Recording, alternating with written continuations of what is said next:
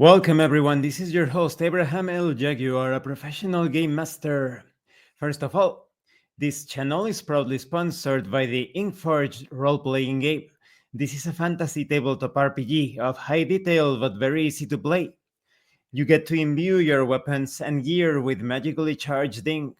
You will find it in the description and in the pinned comment.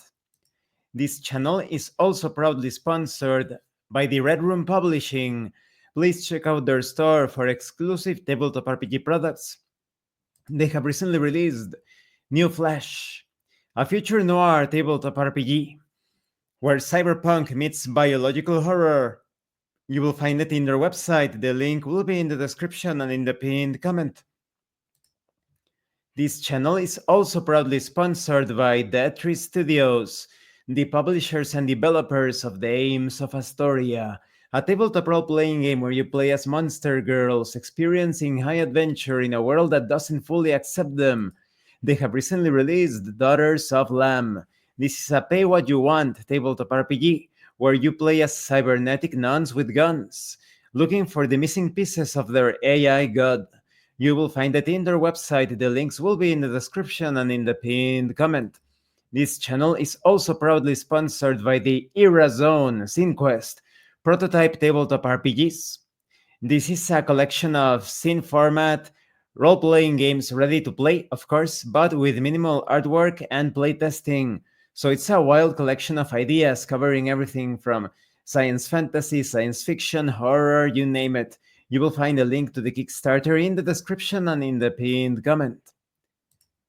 This time, we are taking a look at the next part in the review series featuring Befallen. Befallen is a corruption and obsession focused tabletop role-playing game. It is for a single player, but you can also play it cooperatively. If you haven't seen the other parts of the review series, please check out the playlist in the description.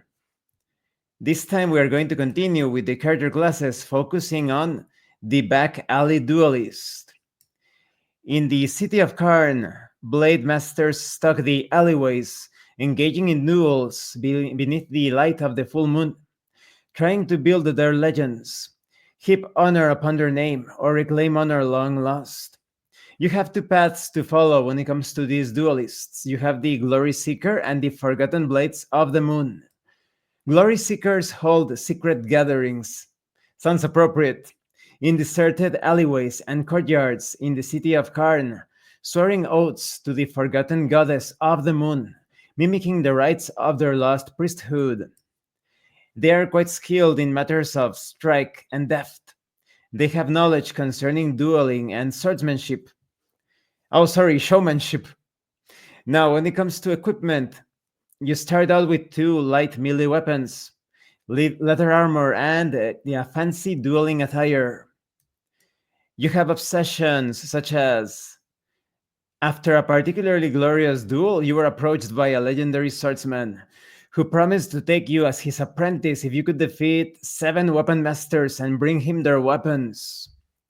Now, when it comes to your hunts, you have things such as, you suffered an injury in one of your first duels. The injury has long healed, but lasting damage continues to be a liability in your duels.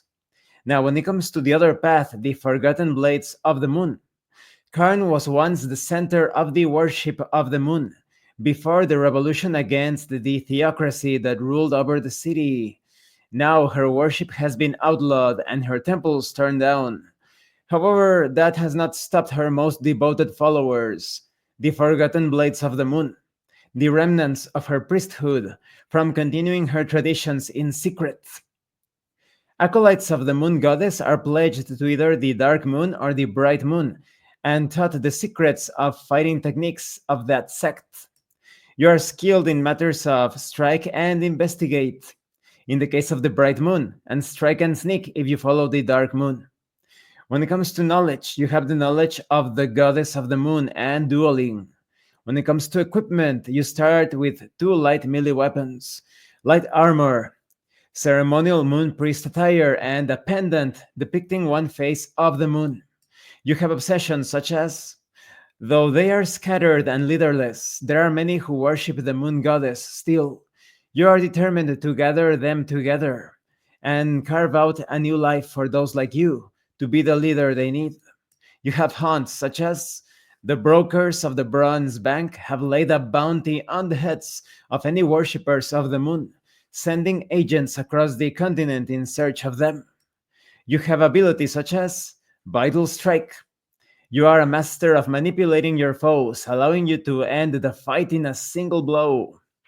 There is also Slippery. Whenever you would suffer damage before rolling defensive dice, roll a d10. On a result of 9 or 10, you dodge the hit, reducing all damage to 0. And this concludes this part of the review. In the next part, we're going to talk about the Forge Witch.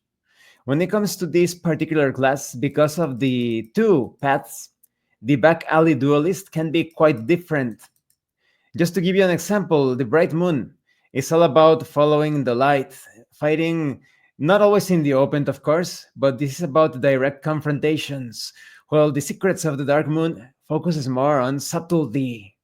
Many of the abilities and skills, of course, reflect this. Thank you for watching this part of the review. Don't forget to leave a like, comment, and subscribe. And thank you so much to those of you that are going the extra mile to support the channel. If anyone else wishes to further support the channel, consider joining as a member or using the super thanks button. You can also check out the information in the description and in the pinned comment. This has been your host, Abraham L. Jaguar, a professional game master. And remember, it is better to roleplay and fail in character than not to roleplay and fail as a player. Once again, thank you and see you later.